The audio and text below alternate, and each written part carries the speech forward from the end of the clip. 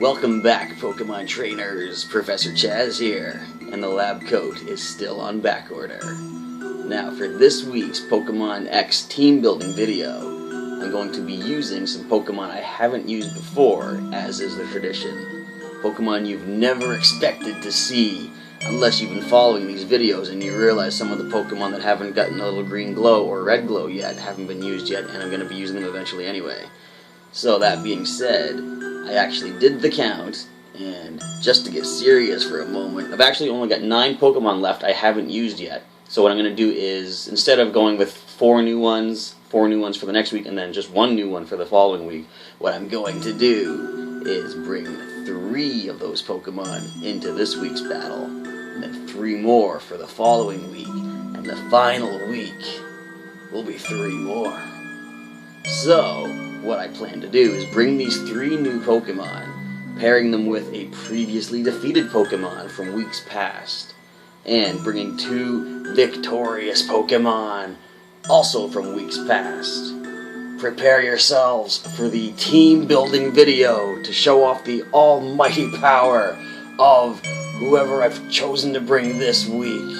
I think there's a Togetic in there. Let's check it out. The first of the 3 newcomers for this week's team is Kabutops, who was resurrected from the dome fossil collected way back in Mount Moon in the Kanto region. You'll see he has the Calm Nature, which does boost special defense at the cost of lowering attack, and starting this week I'm actually going to put little plus and minus signs next to the stats so you can see exactly which stat is boosted and which stat is lowered. I did color code the nature beforehand, but it didn't remind me of what nature was lowered, or what stat was lowered by the nature, so I thought the plus and minus is going to be a little bit more beneficial to keep track of what the natures do for these Pokemon. And Kabutops has the Swift Swim ability, which will boost his speed during rainstorms. I think it doubles your speed, actually. And since he is incredibly vulnerable to grass attacks, he is holding Focus Sash, much like Squeak from previous weeks, so Kabutops will not be one-shot by any attack as long as he's at full HP. So I went for the super training to put some into the special defense and the defense. I wanted to sort of even out the defenses the best I could, but the most that I could get for the special defense was 231, even with the nature boost. And defense I went up to 275 and put the rest into HP. Admittedly, what I'm probably going to do at some point is re-super train Kabutops, now that I know, have the knowledge from online battling that sometimes your defenses are not the way to go. You want to just get your speed and attack up there. Definitely Kabutops, despite having a lowered attack due to the Calm Nature, he can get some good physical offense out there, because even with no investment, he's at 237. So his moveset is pretty standard. He has the Rain Dance as his final move, because, as I said, once the rain is up, he is going to be boosted with the Swift Swim. He's going to be able to get some quick attacks off. And we do have Waterfall and Rock Slide, both stab. Both can cause flinching if he gets in there first, which is possible with the Rain Dance up. And I do have Aerial Ace. That might be something that I'll replace at some point. I taught it to him in the interest of helping to deal with his grass weakness, but nowadays I don't think he's going to stay in battle against a grass type anyway, so Aerial Ace, definitely there's probably some better options out there for me to consider for future battles. The next Pokemon we're looking at is Dozer, my second Snorlax of the 2 that I've collected. She also was caught back in Kanto. She was the second of the 2 Snorlax that you encounter in that region. And she has the Naive Nature, which boosts speed, unfortunately. That's not really what we're going to go for with this particular Pokemon. It does lower her special defense, too, that Naive Nature. So a little unfortunate, but it is what it is. We're just going to work with that. The ability is Immunity, so she cannot be poisoned. And she's holding the Lumberry to cure any other status ailment that might hit her. Considering she does have rest, as you'll see in a moment. So she can rest, heal up, and wake up immediately with the Lumberry. But if she gets burned or confused, we're going to be able to heal that as well. I decided to go with physical attack investment for the most part. Almost got her up to 300, which isn't too bad. And trying to even up the defenses as I do for most of my Pokemon. We do have both of them, the special defense at 218 with the nature lowering it, and defense at 219. So her moveset, she does have Crunch to deal with anything that her normal type attacks wouldn't really be good against, being Steel, Rock, and Ghost, most importantly. And funnily enough, she has Metronome, but this Pokemon was never a Munchlax. Now, if you don't know, Munchlax does learn Metronome naturally. Snorlax doesn't. But there was a move tutor back in the Fire Red game that would teach Metronome to Pokemon once per game. And I decided I'm going to actually teach that to my Snorlax just for fun, just to see what kind of crazy moves we can get off. So Metronome is there for if we just want to have fun, like if we're, we might not win the battle, we just want to have a little enjoyment out of it, let's see what Metronome can give us. And for sleep inducement, we do have Yawn to put the opponent to sleep, Rest to put Dozer to sleep, to get a full heal on the turn she falls asleep. Next Pokemon in this list is Egbert, the third of the 3 newcomers to this week's team. And he is from my Johto team. He was actually the Togepi that you get from the egg given to you. I think a hiker gives it to you. I believe it's in Goldenrod City. I might be wrong on that, but you do get an egg at one point. Egbert hatched with the Naughty Nature, which is an attack boosting nature at the cost of lowering special defense. You'll see I don't actually have any super training investment in the attack, and I'll explain why in a little bit. His ability is Serene Grace, which ups the chance of a move's secondary effect taking effect. And when he was initially hatched, he actually had Hustle.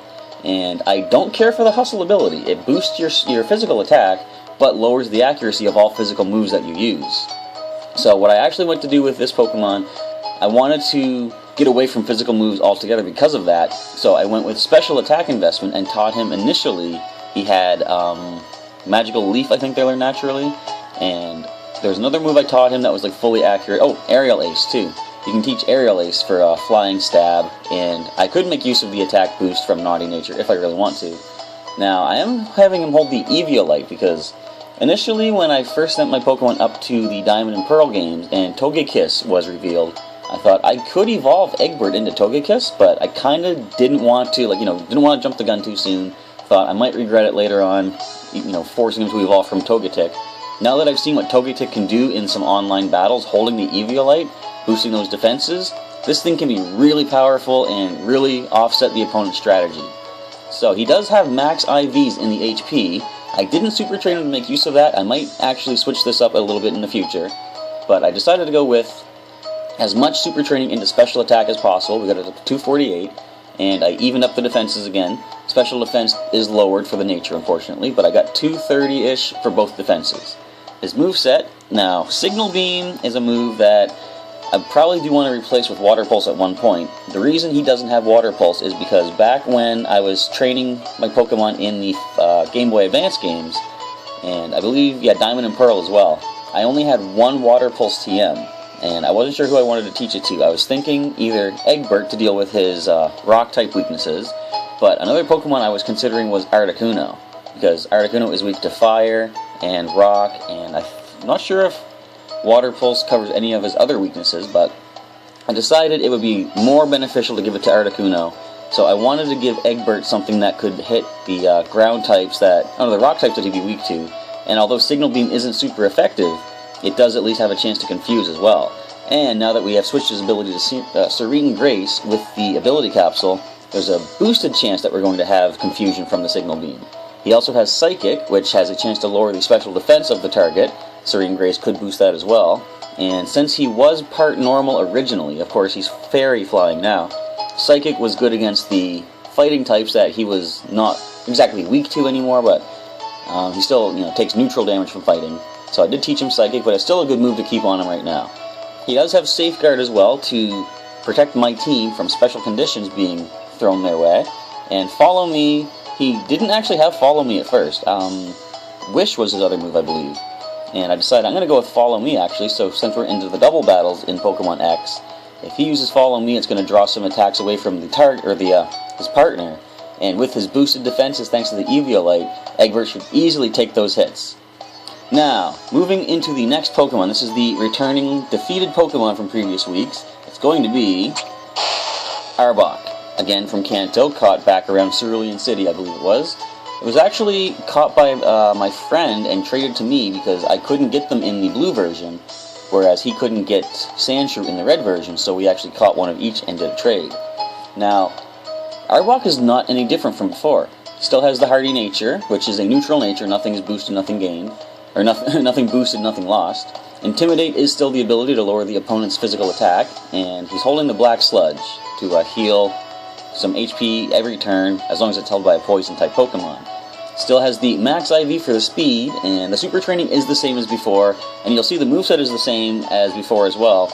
Now, normally what I do when one of my Pokemon loses a match, I figure maybe the super training wasn't right, maybe the moveset wasn't right. I try to tweak a little bit here and there, but Actually, the reason Arbok lost when I went back and reviewed the match is because I messed up. I wasn't using the moveset and the strategy that I had in mind when I first put Arbok together. I was actually going for offensive moves like Toxic and Fire Fang, as opposed to getting the defenses up with Stockpile or the evasiveness with Double Team. So I am taking the fault on that one. We're going to bring Arbok again this week. We're going to keep him as he is. I'm going to put more faith into those defensive moves first of all, get Arbok set up, and go for the offenses afterwards.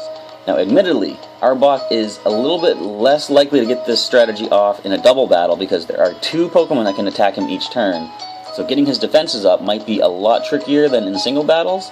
So if Arbok doesn't manage to perform well this week, I am going to keep the moveset and the super training the same as for when we get into the single battles. Hopefully Arbok can do a little bit better then. But we're not going to count him out this week, of course. We're going to give him a fair shot.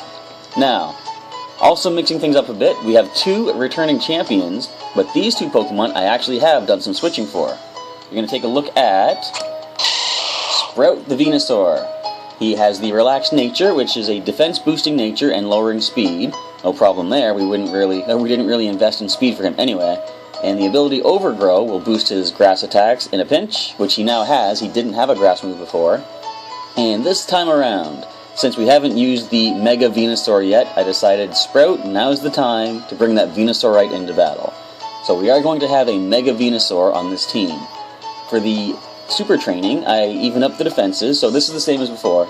The special defense at 272, the nature boosted physical defense 273, and I put most of the remainder into the special attack at 225, and HP with a little bit of super training goes up to 285. Now, another little thing I'm going to do this week, which is new, is I'm going to show you the level 100 stats of Mega Sprout, Mega Venusaur. So of course he gains the Thick Fat ability, which boosts or adds resistance to fire and ice attacks. So even though he is weak to those, the Thick Fat makes it a neutral hit. And you'll see that the stats go up nicely. Defense goes up by almost 100 points to 361, and the rest of the stats boost nicely as well. So for the difference in the moveset, we have still Sludge Bomb, Toxic, and Leech Seed. Those are the same as before. I've replaced Protect this week with Solar Beam. I want to be able to, since he's going to be more of a physical offensive, I keep saying physical offensive, but I mean just purely offensive.